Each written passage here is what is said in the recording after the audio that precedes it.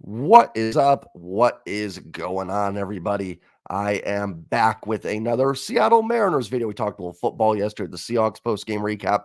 We're back to baseball today with another free agent profile. I guess I want to say preview because we don't know if the Mariners are going to sign these guys, but another free agent that I'd be very interested in seeing the Mariners acquire. This is the third one in a series I've done.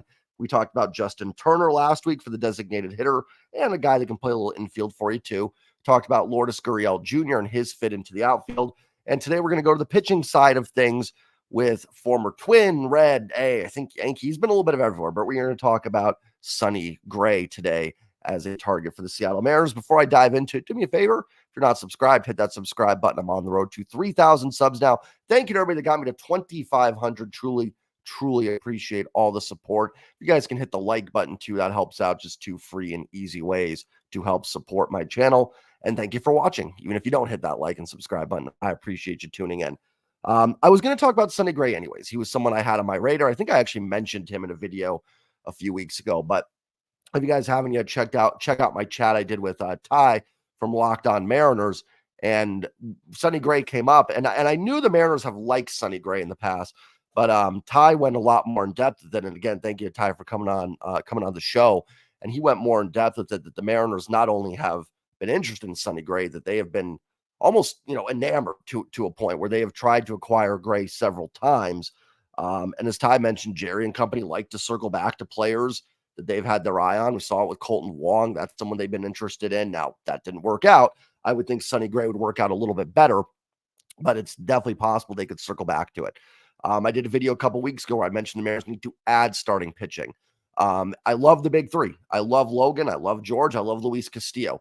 But I think you've got some questions on that back end. Robbie Ray, probably not back till the All-Star break. The All-Star break is 90 games into the season. You can't just be like, oh, we got Robbie coming back for the final 70, and who even knows at that point?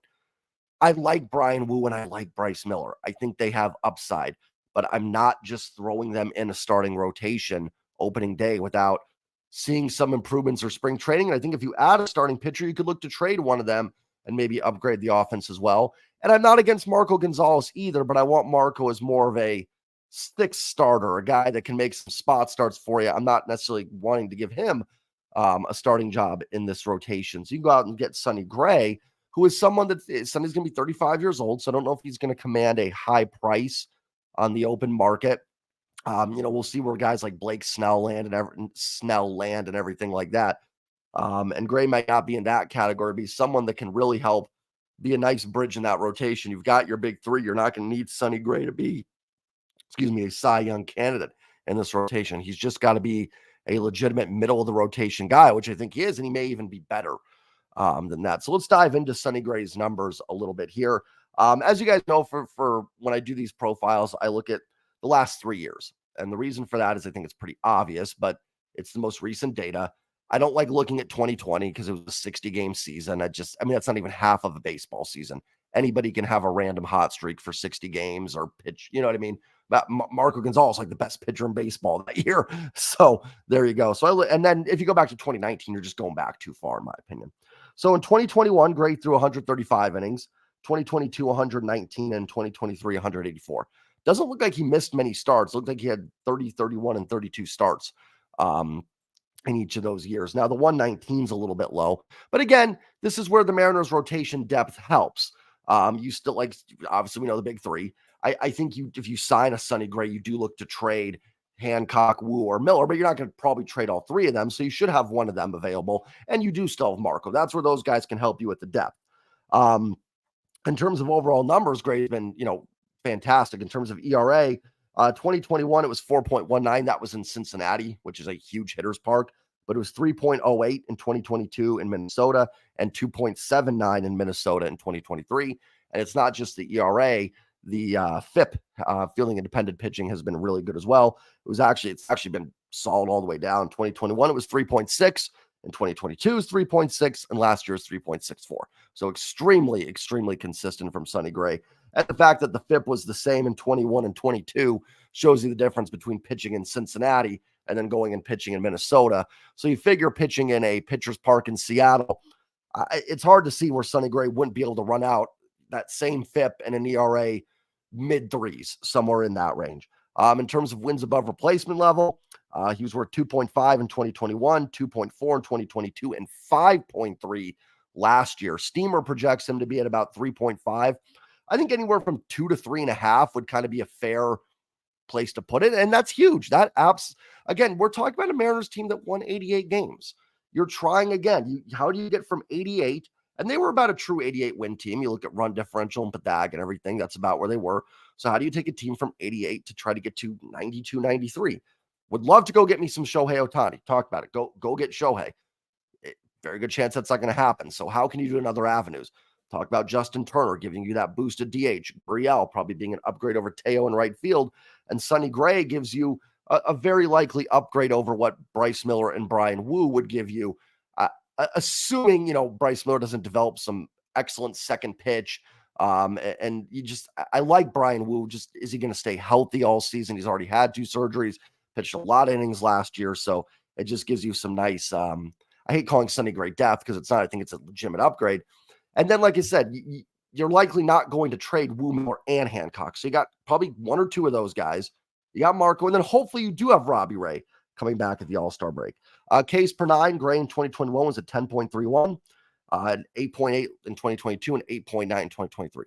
What I love about Sonny Gray's profile and going through it, this is all from Fangraphs, is the consistency.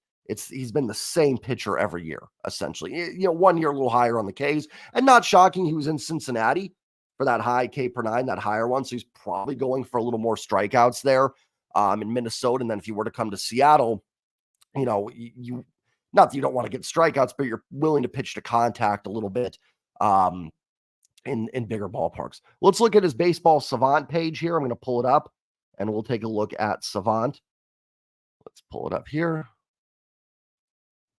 Perfect. Let's see if it's up there. It is. I always apologize for not being super clear, but I think you get the idea. If you're not familiar with Baseball Savant, just to give you an idea, that they have all these rankings here, and this is a percentile ranking for these pitchers. Red, really good.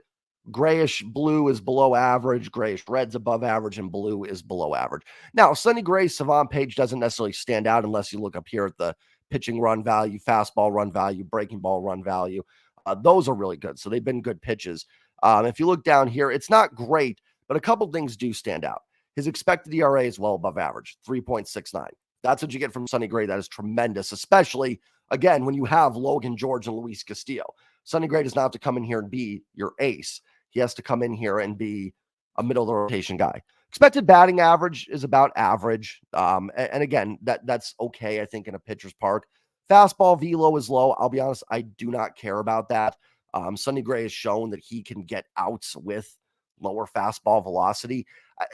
That would kind of be like looking at this for like a Jamie Moyer, right? Gray's better than Moyer, but you wouldn't judge him based on the fastball velocity. That's not their game. Their game is mixing in breaking stuff. And if the fastball's good, it doesn't have to be thrown 99 to be good. There's pitchers that have thrown 97 that don't have good results on a fastball, and there's guys that throw 91, 92 that are good.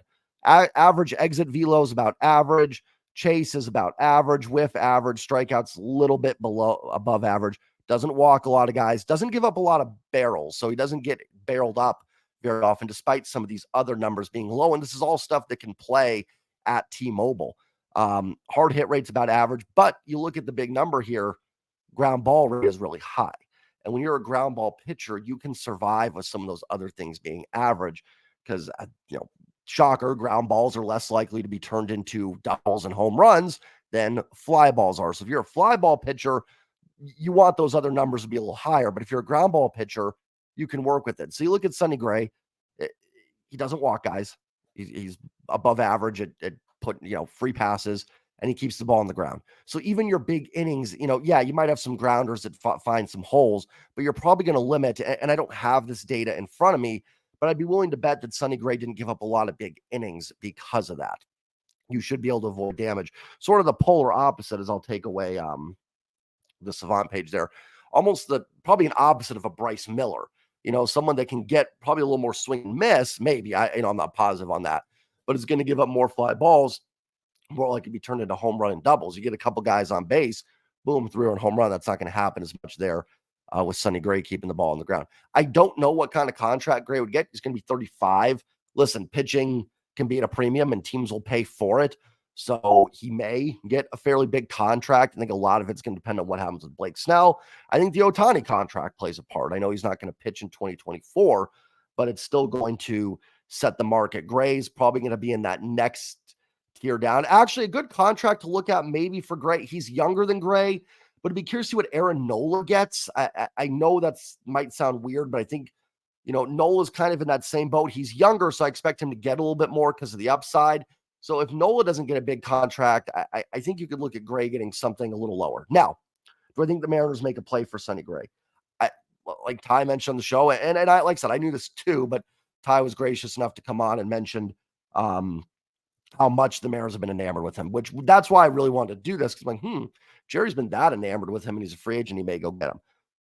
The question is, are the Mariners going to pay another starting pitcher? Robbie Ray has a big contract. I hate saying that deal hasn't worked out because I think Robbie was fine in 2022, and you can't predict Tommy John coming up on you. But it's still a big contract for a guy that didn't pitch last year and is not going to pitch a lot of next year. They gave the big money to Luis Castillo. You're going to want to pay Kirby and Gilbert at some point. I think Gilbert has said he wants to test the market. So are you going to have big contracts to 4 or 5 starting pitching? And I get it. And again, there's the Mariners being cheap. And I don't know. I don't know who it is. I don't know if it's John, Jared, whatever. But that is a question to be asked. Will they be willing to have another contract for a starting pitcher? That's why I think the market for Gray is going to be key for the Mariners. I think if they can get him on like a 2-year deal for something a little cheaper, I think they'll be in play. I think if you're looking at 5-6 years for Sonny Gray, I don't expect the Mariners to be in on that for another starting pitcher. So that's why I think this is one I think the market's going to kind of have to dictate it. I think Turner and Gurriel are 2 guys you want to try and go get. I think it's positions of need. I would love to see this team add starting pitching. I won't call it necessarily a huge need because I do think between Wu, Miller, and Hancock and Marco and Robbie coming back, you do have some upside there at the back end. But I'd prefer to have a veteran, or it doesn't have to be a veteran, but someone that's had success in this league come in here and kind of stabilize that a little bit. Because to me, I look at this rotation, and I love the top 3. I've said that 5 times this video. I don't know. I'm not handing a rotation spot to Wu and Miller. Maybe one of them, maybe whichever one plays better in spring, fine, assuming no trades or anything, fine. And then you've got Hancock there as well. So for that aspect of it, okay. But I'm not giving them both rotation spots. I thought they did nice jobs last year, but there were some cracks in the armor, right? And I know every pitcher can have that, but I worry about Bryce Miller. He started out really good, but he's kind of a one-pitch pitcher unless another pitch develops, which it could. We saw Logan kind of do that his second year, so it's not impossible. And it's not black and white. There's a lot of nuance. I'm not giving up on those guys at all. I think they both could be tremendous pitchers. I think they both have a lot of value. But for a team that I want to see get into the playoffs and take the next step, I'm not handing them both rotation spots out of spring training. And I don't think this team should do that. I think they need to look at upgrades there. And if you can do that, then you can maybe trade one of them. You still have enough depth to survive an injury or 2. And then you do possibly get Robbie back. And maybe Emerson Hancock takes a step forward. And whichever one of the Miller-Wu duo you don't trade, maybe you package them and trade them. I mean, that's not, to me, crazy, especially if you do sign a Sonny Gray. Because then you have Hancock, Marco, and Robbie hopefully coming back. I think you still have enough depth there to make up for it. So that's my profile on Sonny Gray. Very consistent. I love the consistency. I have some concerns with Justin Turner. I talked about Turner. He's going to be 39. There's some concerns there. Lourdes Gurriel's kind of been an up and down guy, doesn't walk a ton. So I could see where he could struggle here. I still want him to be a Mariner, but makes sense. Like, I'd be hard-pressed to not see Sonny Gray put up these numbers again. It's just been too consistent. He's not old enough yet where you just predict a drop-off either. And the fact he's already had good results with that diminished velocity means I think he'll be just fine. So we'll see if the Mariners do it. That's all I've got for you guys. Do me a favor, like, subscribe, and don't forget to comment. What do you think? Sonny Gray, yes. Sonny Gray, no. Let me know in the comments down below. Don't forget to sub, and I will see you guys all later this week with another free agent profile. And hopefully we get some news. Hopefully we can actually talk about a move here soon. No domino has dropped yet in baseball. I'm ready to talk about anything. If the Royals sign a minor leaguer, I'll talk about. I'm so desperate to talk about baseball free agency. So hopefully something happens here soon. Have a great day, everybody. Enjoy the rest of your week and go Mariners. Peace.